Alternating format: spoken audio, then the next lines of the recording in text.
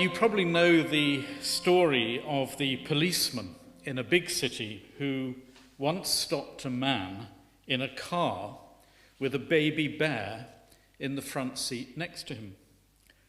"What are you doing with that bear?" he asked. "You should take it to the zoo." The man agreed.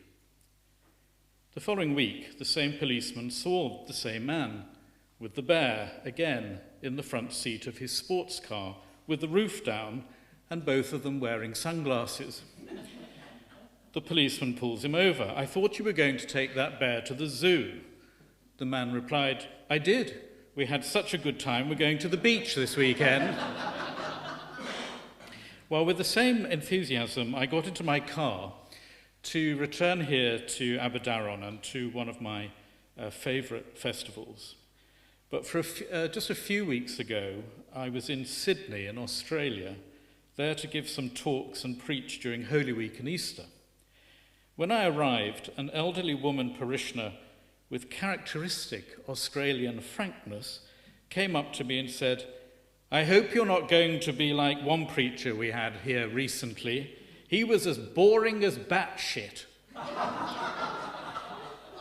Well, I'd never really considered how boring that particular compound might be, but I'm hoping today I won't equal it for you.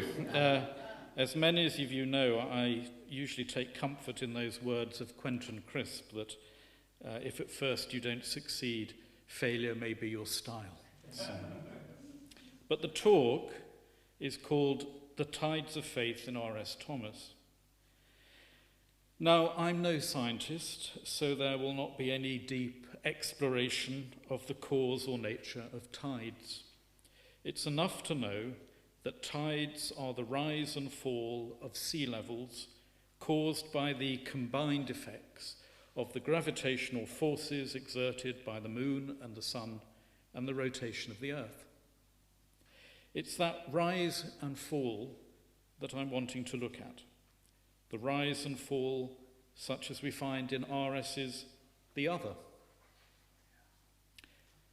There are nights that are so still that I can hear the small owl calling far off and a fox barking miles away.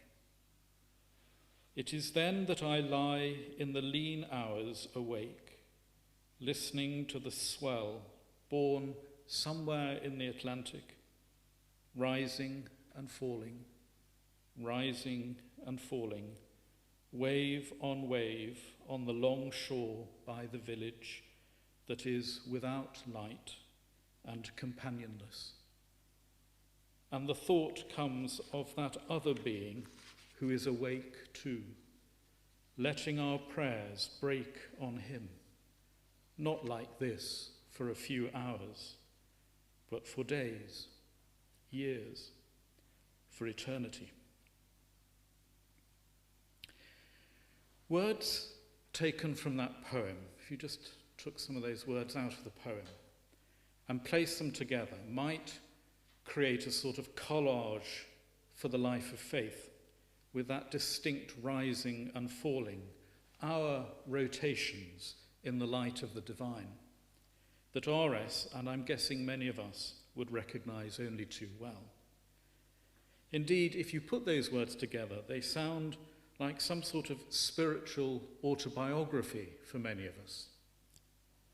Nights, still, here, calling, far, away, lie, lean, hours, listening, somewhere, long, without, light, companionless, thought, other, being, prayers,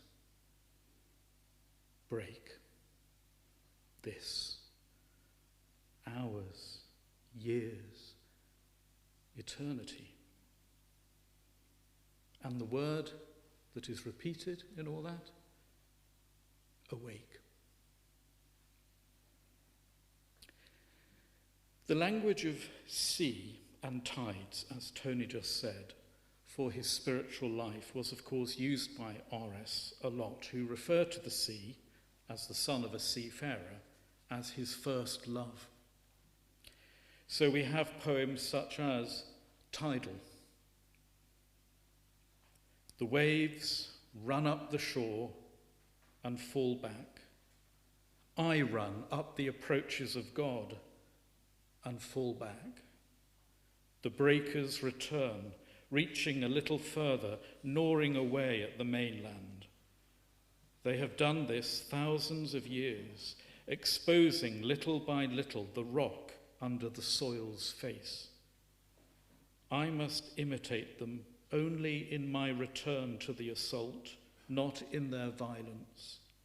Dashing my prayers at him will achieve little other than the exposure of the rock under his surface. My returns must be made on my knees. Let despair be known as my ebb tide, but let prayer have its springs too, brimming, disarming him, discovering somewhere among his fissures deposits of mercy, where trust may take root and grow. Now, it's in the tradition of R.S. Thomas focused talks and meditations like this, at this sort of stage, to begin talking about doubt and faith, about the seeming absence of God, about the honest forging of a faith that might be plausible in the 21st century. And all that's very good and helpful, and I do it a lot myself. The medieval mystic, Meister Eckhart, once said that God is like a person hiding in the dark who occasionally coughs and gives himself away. Well, a society in which religious language has become fractured or faint or even forgotten needs help to explore both that darkness and the cough, as it were, to be helped to feel around the sense of faith not being about quick clarity, easy answers, cold certainty. And there are many religious people who would like you to believe that that's exactly what faith is about. But rather, for many of us, it is about a slow digestion, discernment, patience, and a lot of letting go. It therefore needs a language that has come off the high street, that has an attention to it that's pretty rare in a fast culture. One of the sadnesses, I suppose, of not always hearing the King James Version of the Bible as much as people used to, is the disappearance of one very important word, it seems to me, in faith, that is behold. You know, there's a lot of beholding in the King James, behold, and they were taken away quite a lot. But actually that behold, attend to, look, seems to me to be very much at the heart of religious faith. So you do need a language that's come off the high street, as it were, but you also need that attention, and you also need various rituals of the heart so that you can keep the heart in view and it can be nurtured and be made accountable. And I suppose, it's a slightly prejudiced thing to say, but I'm a long way from home, but at a time when a lot of religion today is either ignorance on fire or intelligence on ice, we really need those who in R.S.'s image reach the intellect by way of the heart, and who do it with words that are as sharp and as flinty as the rocks that a climber navigates to get the better view. Who better than R.S., scratching his soul on the glass handed to him. There's a lovely play by, well, I know it's not a lovely play, it's a rather awful play actually, by Samuel Beckett, but it has a wonderful stage direction in it. The door is imperceptibly ajar. I always think there's something about that in the spiritual sense for Thomas's poems. The door is imperceptibly ajar. But this morning, instead of just talking about the doubt-faith element, I want to take a slightly different journey. In that poem Tidal we just heard, we listened to R.S. refer to himself falling back as he runs up the approaches of God. And we also hear of that rock under God's surface, as well, of course, as the deposits of mercy. This is a much more hopeful poem than Arnold's Dover Beach, but it is still voicing that human falling and that divine hardness. And I'm wondering what, with R.S.'s help through his poems, we discover about ourselves and about that God as people who undergo these tides of faith. These tides of faith that, as it were, can swell into reverence and devotion, but ebb into dereliction and rebellion. Those tides of life that can crash around us sometimes with momentous tragedy, or can ripple over our shore with a very quiet, sunlit peace. What are these tides of faith for? What do they do? What God comes into view through them? And who do they leave on the beach when they withdraw? Who am I when they've worked their torment or their gift? I suppose I'm asking, are they worth it? To make it a bit more personal, I've been talking about R.S., I suppose, for a number of years to a certain generation of people, probably with some sort of faith background, who've grown into an understanding that doubt and difficulty are just part of the spiritual life. You know, life does not come with subtitles, life is not for beginners, and if you have a faith, it's going to mould and appropriate itself accordingly. And so you theologize this a little bit, and you think about stories in the Gospels, such as the Ascension, which has recently been celebrated, you know, which is teaching us that just as the divine goes out of sight, just as the divine is clouded, that's when the blessing occurs. And then you have to find this language to describe the experience. And such people, generations of people that have got this inheritance of faith that's now adapting itself to life, they listen, and I think they understand what I'm trying to voice from my own experience. But now, where I am in a university, secular 21st century university, I find myself speaking to a younger generation, and they listen to this sort of stuff, and they say, well, it's interesting, intriguing actually, because it doesn't sound like it's fundamentalist religion. It's not religiously know-it-all. And students love it when I say to them that fundamentalism is to Christianity what paint by numbers is to art. They like that, they get it. But then they say, but why is it like this? Why a dark God? Why absent? Why half intimated, half loving? Real but remote, present but out of reach. Why would I pursue that in my busy life? And what sort of God is this believing in anyway? And I think these are important questions for a new generation of R.S. readers.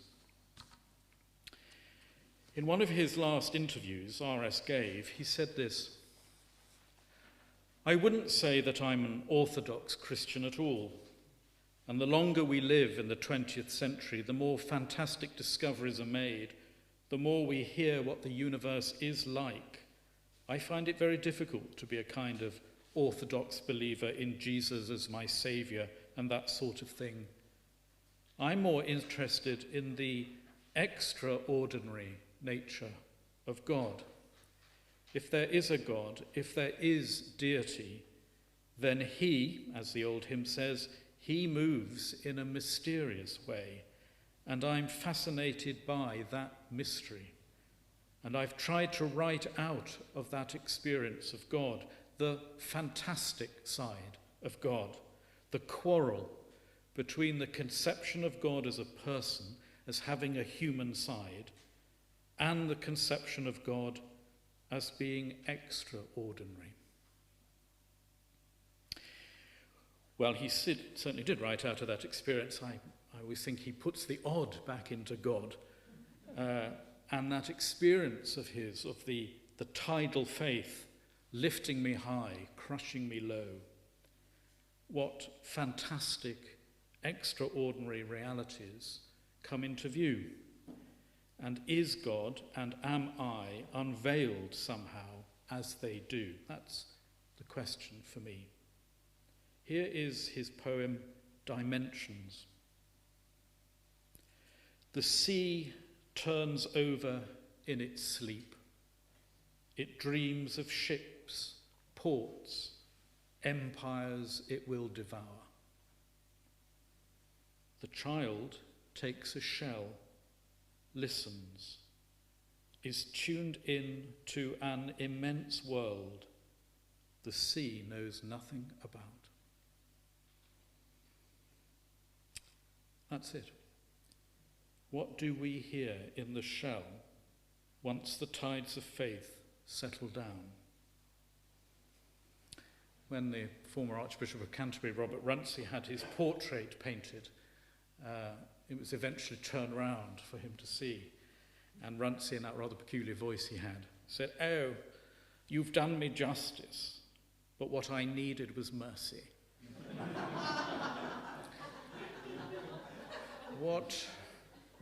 What justice, what mercy about us comes into view through these tides of faith?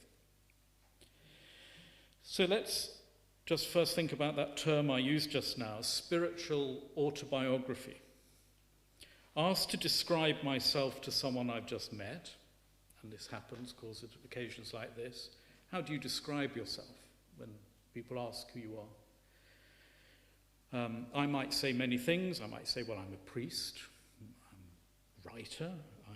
I might describe my habits or my looks. I might mention my family or the town in which I live or the town from which I came. In any case, when people ask, I probably talk about who I am. But sometimes I think about myself in a very different way, focusing not on who I am, but who I'm not. I think about the lives I might have led, the people I might have become, had things gone very differently in the past. Each of us, no doubt, could make a list of these. You know, if my parents hadn't divorced when I was 2, if I'd gone to a different school, if I'd had a different English teacher, if my partner hadn't broken up with me, if I'd taken another job, if I hadn't had children, if illness hadn't struck, and so on. We have all these ifs. What would my life be like? What would I be like then? And there are an unending number of lives I'm not leading. So why do I fixate on this particular one or that particular one? Why is this life the one I care about not living? I'm not a potter, I'm not a podiatrist. I can't play the violin, and I've never married an Australian. I don't live in LA. These things don't really grate my spirit. They never really occur to me. But that I'm not as fun as my partner is. I'm not as clever as my friend. I'm not as generous as my colleague. That I'm not slim, I'm not young, I'm not at home in my skin as others seem to be. These thoughts do live with me. And when I leave the house, they come along too. When I tell you who I'm not, I'm telling you a bit of who I am.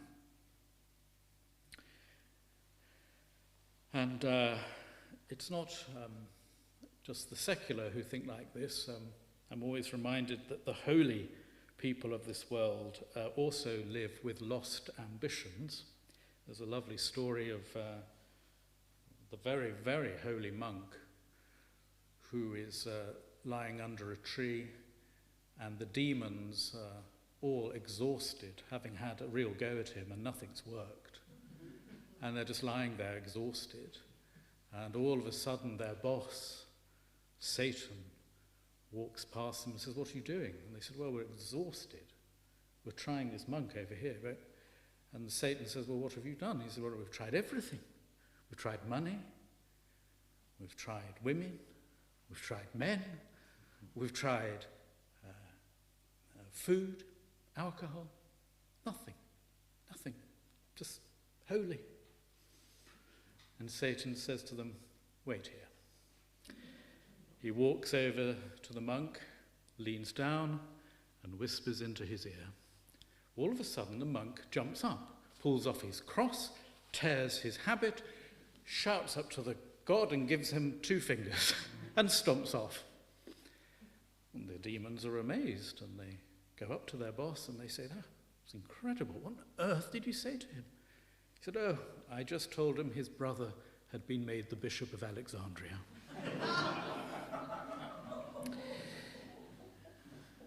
Even the holy have lost ambition sometimes. The philosopher Bernard Williams calls the thought that I might have been someone else very primitive, meaning it's a fundamental, basement-level thought, a thought about what it is to be a person at all. But it's so fundamental that we often overlook it, building other thoughts on top of it, and so we hide it. And this combination of obviousness and obscurity makes unled lives very hard for us to write about or talk about, although, of course, it is the creative writers that have a go at this. One of the great themes, I think, of modern literature is that of unled lives, and of that observation of Oscar Wilde that one's real life is so often the life that one does not lead. So here's Virginia Woolf in The Waves. "We saw for a moment, laid out among us, the body of the complete human being who we have failed to be, but at the same time cannot forget. All that we might have been, we saw. All that we had missed, and we grudged for a moment the other's claim, as children when the cake is cut, the one cake, the only cake, and watch their slice diminishing." Why do I mention that? Well, because one of the benefits for me of reading R.S. is that he relentlessly calls me back from the lives not led and the people I'm not to me. The me that I find very difficult to describe to God, to others, as I really am. Early Christians, as you know, often used to withdraw into the desert to get away from distractions, only when they were there to discover their own distracted selves. So R.S., as it were, calls me back to me, to the life I have, and he does this constantly through the way he speaks of himself, sometimes to himself, and as you know, often addresses himself in the third person, addressing the core of himself when so much works to make that core disappear from view. Seamus Heaney, of course, often calls poetry part of the undeceiving of the world. And I think Thomas, for me, helps the undeceiving of me up to a point. David Constantine, who won the Queen's Gold Medal for Poetry recently, actually said of poetry something very interesting, which I think is very true, and it relates to this. He says, "Poetry keeps on saying what it is we risk losing, what we are losing and what we might do about it. It is a celebration of things that are threatened, things without which life isn't worth it." R.S. is helping me not lose me. He, of course, loved Yeats, as I was talking last night about his love of Yeats. And those words of Yeats, that we had fed on the heart of fantasies and the heart's grown brutal from the fair, I think is part of the undeceiving project of Thomas, of trying to undeceive the heart that's grown brutal. And finally, just a little comment again about Shelley, who once said that poets are the great unacknowledged legislators of the world. I often like to change that around and say I don't think they're that anymore. I do think they are the legislators of the unacknowledged world. They're calling us to attend to things that are unacknowledged by us, not least about us. So, as I say, he does this through addressing himself quite often in the third person, but sometimes directly. You'll remember perhaps the Kyrie in his Mass for Hard Times. Because we cannot be clever and honest, and are inventors of things more intricate than the snowflake, Lord have mercy. Because we are full of pride in our humility, and because we believe in our disbelief, Lord have mercy. Because we will protect ourselves from ourselves to the point of destroying ourselves, Lord have mercy. And because on the slope to perfection, when we should be halfway up, we are halfway down, Lord have mercy. I'm not saying that RS somehow helps me wrap everything up about me, cleverly discerning me and putting me neatly in some sort of cutlery drawer, nicely described. It was Ronald Knox who once, when he was told, pull yourself together, Ronald Knox said, actually, I don't think I have it together. Nor do I. But I think RS helps me get nearer to that truth than anyone else I know, placing me back in my own hands, away from the machine, from the city and the furies, and asking who I am and who I am not before God. Again, the early Christians in the monastic tradition used to call prayer the monk's mirror. So prayer was not just about trying to see God better, but it was inevitably the mirror that helped you with self-knowledge. And I believe that RS is able to help do that for me because he bore those tides of faith. He knew the costs of the falling and the glimpses of the rising. And it gave him some gift that helps us become a little bit more transparent to ourselves. But it's as disconcerting sometimes as sitting in a whitewashed, furnitureless room alone with yourself. The mask that has been eating into your face through your life is slowly being prized off. And we end up in that room fearing God, not because God's a tyrant out to get us like some sort of traffic warden with a headache. We fear God not because he's like that, but because God is real. And we struggle to know what that is when it comes to us. That reality, that realness, when I am not. In the words of Emily Dickinson, I'm out with lanterns looking for myself. But Thomas is constantly in his poems thinking with his life. And in the tradition of many wonderful spiritual writers, it's very much a mode of writing that's outside in rather than inside out. He looks at the world and at his life and then takes it into the spiritual life. And there's something about RS, no matter how dark, no matter how hardened the sentiment, no matter how much he serves up the problems of life neat, that makes us wonder whether this tidal faith can make us feel we are falling apart. But actually, it's not you falling apart. It's you falling into place. Or as Julian of Norwich put it, first the fall, and then the recovery from the fall, and both are the mercy of God. Here is his judgment day. Yes, that's how I was. I know that face, that bony figure without grace of flesh or limb. In health, happy, careless of the claim of the world's sick or the world's poor. In pain, craven. Lord, breathe once more on the sad mirror. Let me be lost in mist forever, rather than own such bleak reflections. Let me go back on my 2 knees, slowly to undo the knot of life that was tied there.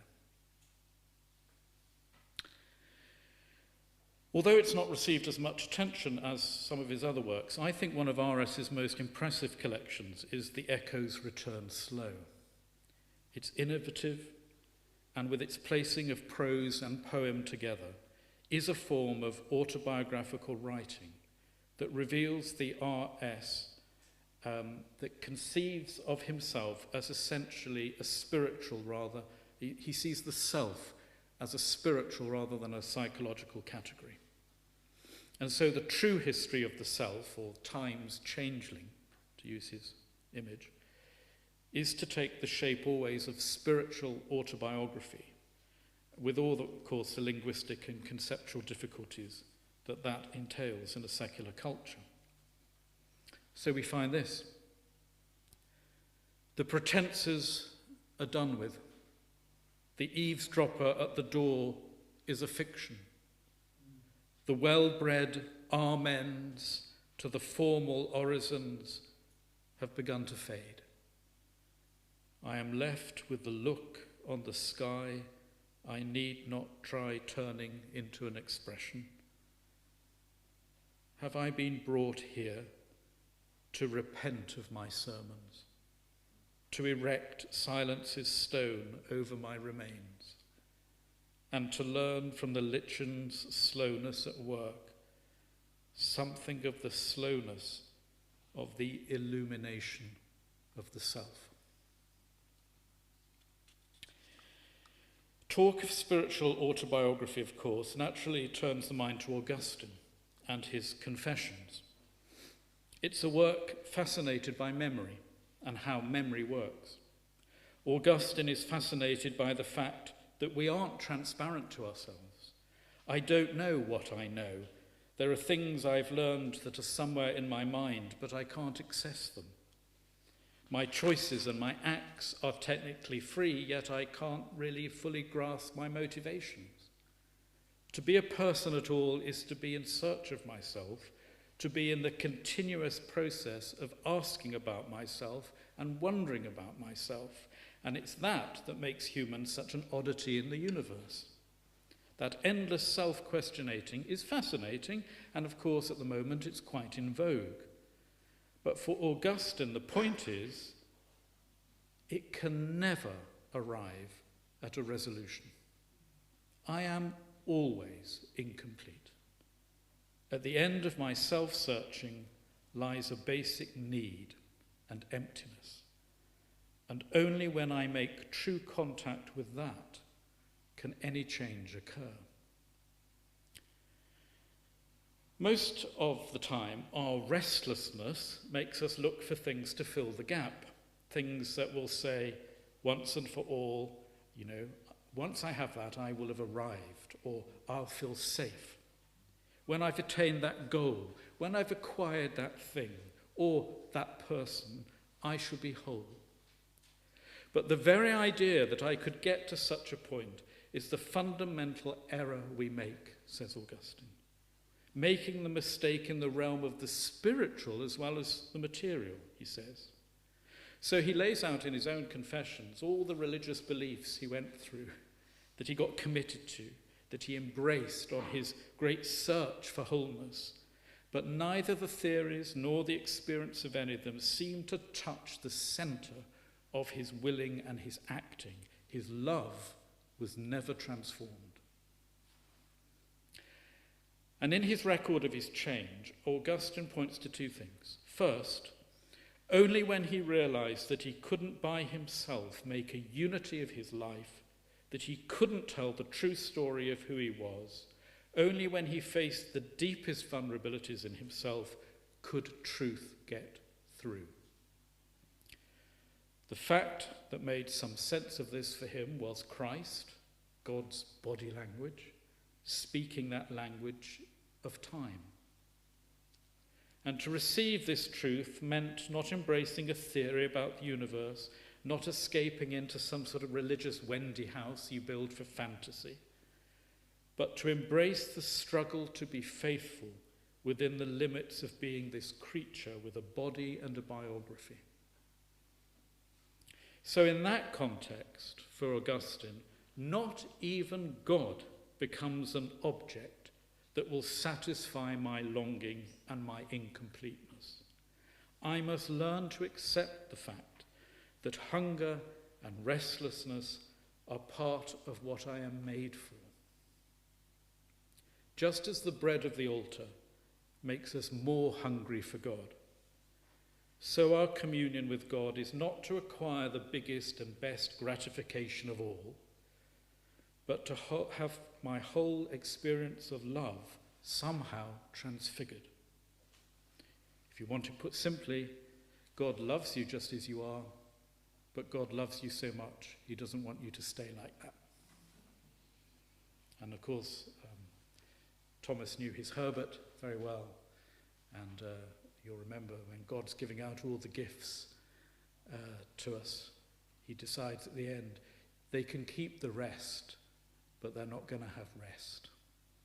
Restlessness is what the magnet that will draw them to me. So instead of the manic struggle that a human being goes to fill the gap in the heart, which leads to the exploitation and the domination of others and of my whole world around me, I acknowledge that I am never going to feel cozily at one with myself, all desires gratified. My longing opens out simply onto a horizon of an infinite God. But the more clearly I understand who God is, the more I know that I can't possess God or fully express who God is. Thomas's waiting. Face to face, no, God. Such language falsifies the relation. Nor side by side, nor near you, nor anywhere in time and space. Say you were when I came, your name vouching for you, ubiquitous in its explanations. The earth bore and they reaped. God, they said, looking in your direction. The wind changed. Over the drowned body, it was you they spat at. Young, I pronounced you. Older, I still do, but seldomer now, leaning far out over an immense depth, letting your name go and waiting, somewhere between faith and doubt, for the echoes of its arrival. For Augustine, all you can do is walk with Christ in the risky terrain of the world, trusting his gift to keep me faithful. And instead of that urge to fill the gap in your heart, the gap becomes the way in which God's own love comes alive in me. I start wanting what God wants. I begin to share his will, to give himself. I begin to see other human beings in the light of God, to love them a bit more as God does, to long for their good as for mine. And that, for Augustine, is how the passion for justice grows out of the love for God. I stop taking it for granted that how I define what's good for me sets the agenda for everyone else, learning that there is no good for me that doesn't involve good for others. So it's all a bit uncomfortable. No cozy relationship of me and my God, where not only do I build my castle in the air, but move in. There's no simple program of doing good that then is going to make me feel good about myself. Instead, a faith that I have to make friends with my limitations and to accept that my spiritual life will always have about it some of the ache of absence and loss, God never being an object I possess. After all, God should never be the object of our knowledge. God must always be the cause of our wonder.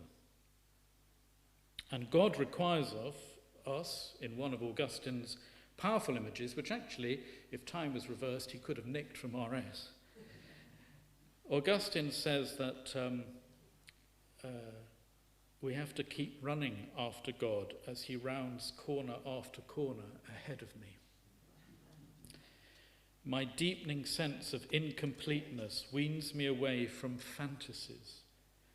And I suppose what Augustine, and I believe what Thomas is doing as I read him, is he is trying to dispel my illusions, but without leaving me disillusioned. The sense of my own mystery opens up the mystery of others. The liberation from self-idolatry opens up new perspectives onto that extraordinary God. You will remember the poem Pilgrimages, in which R.S. comments, "He is such a fast God, always before us and leaving as we arrive." And he ends that poem, "Was the pilgrimage I made to come to my own self, to learn that in times like these and for one like me, God will never be plain and out there, but dark rather and inexplicable, as though he were in here." So it's been said that the heart of the human problem is always the problem of the human heart. For Augustine, the problem was acknowledging the heart will always be a problem, but that pursuing that truth leads you close to eternity. A tidal faith, rising and falling, that grasps that we are tidal too, needs rhythms of conversion if our restlessness is to be of use. In the restyled creed in the Roman Catholic Church, there is the line, "We look forward to the resurrection of the dead," making the next world sound like a summer holiday in Rill.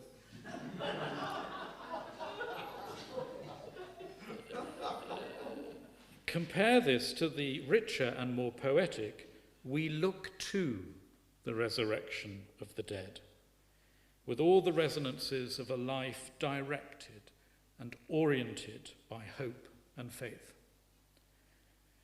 Our own spiritual autobiographies can turn towards that looking to, honest about our fragmentation and longing, but it needs the tides to break over us, to allow us to let go of our hold on all those pretenses. The crash of waves that knocks us over, or the withdrawal that leaves us exposed, can be harsh and unforgiving. R.S. will have known Herbert's words in Affliction. "Now I am here, what thou wilt do with me, none of my books will show. I read and sigh and wish I were a tree, for sure then I should grow to fruit or shade. At least some bird would trust her household to me, and I should be just. Now I am here, what thou wilt do with me, none of my books will show."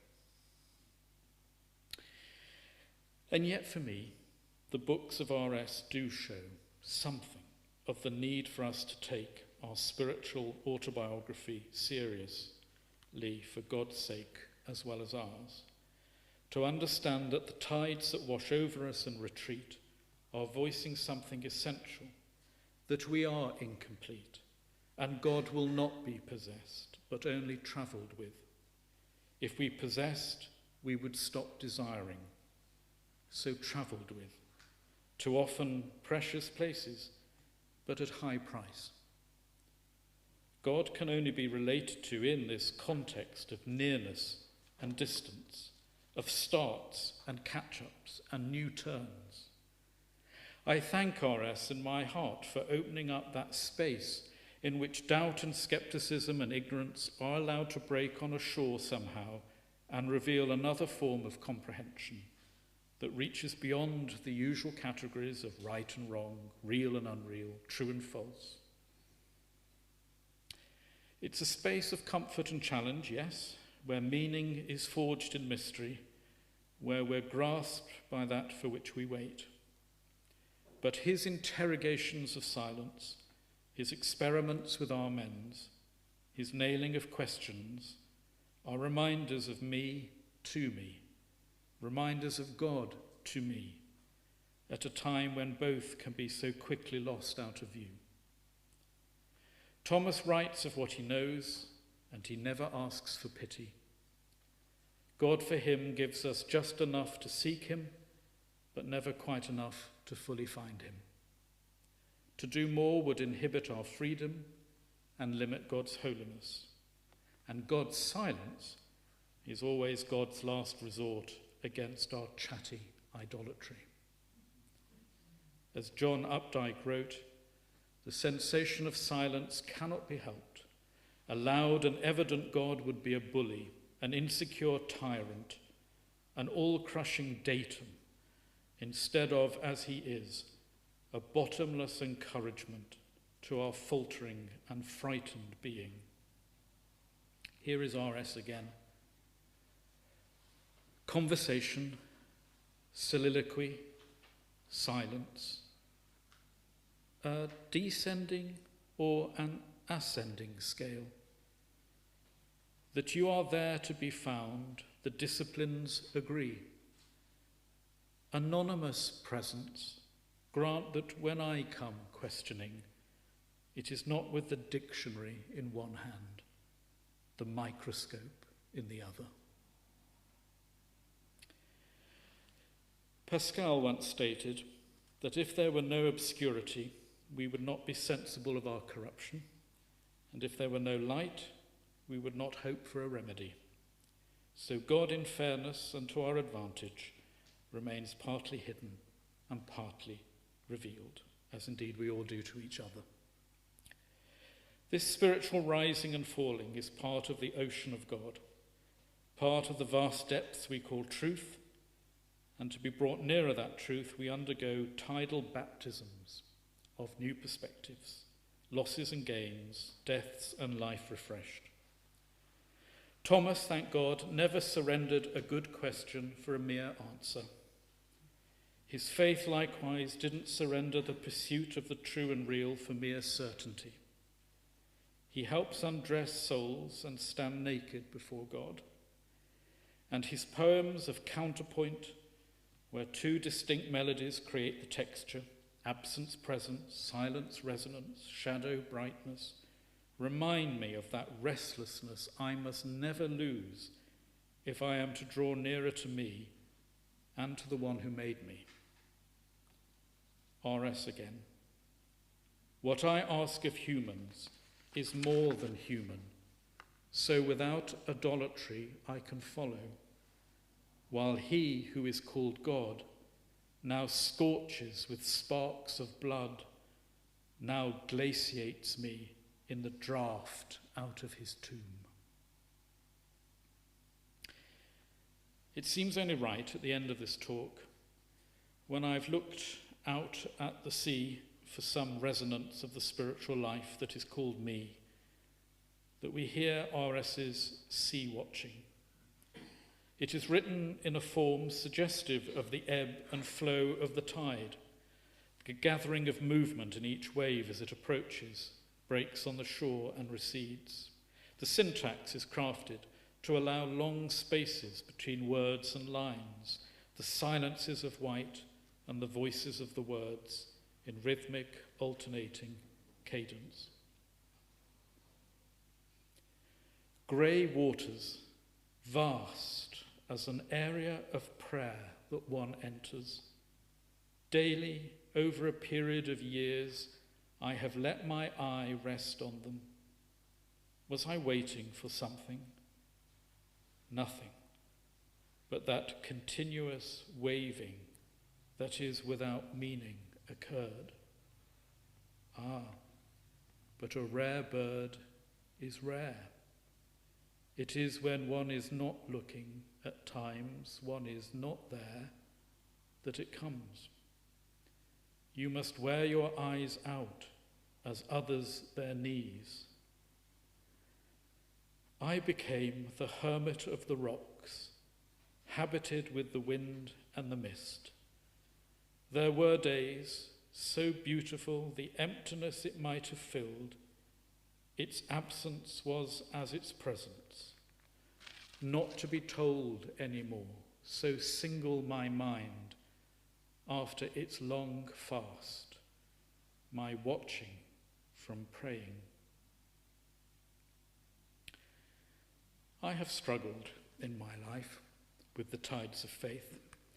I have struggled and still do in the search for me, the search for God, and the walls I hit when in my mind and in my heart life strikes its hardest for me or for others I love. To begin the exploration of those tides has been my lifetime's priesthood, I suppose, and my greatest guide to the quarrel with and the epiphanies of that extraordinary, fantastic God has always been, and remains to this day, that hermit of the rocks, habited with the wind and the mist.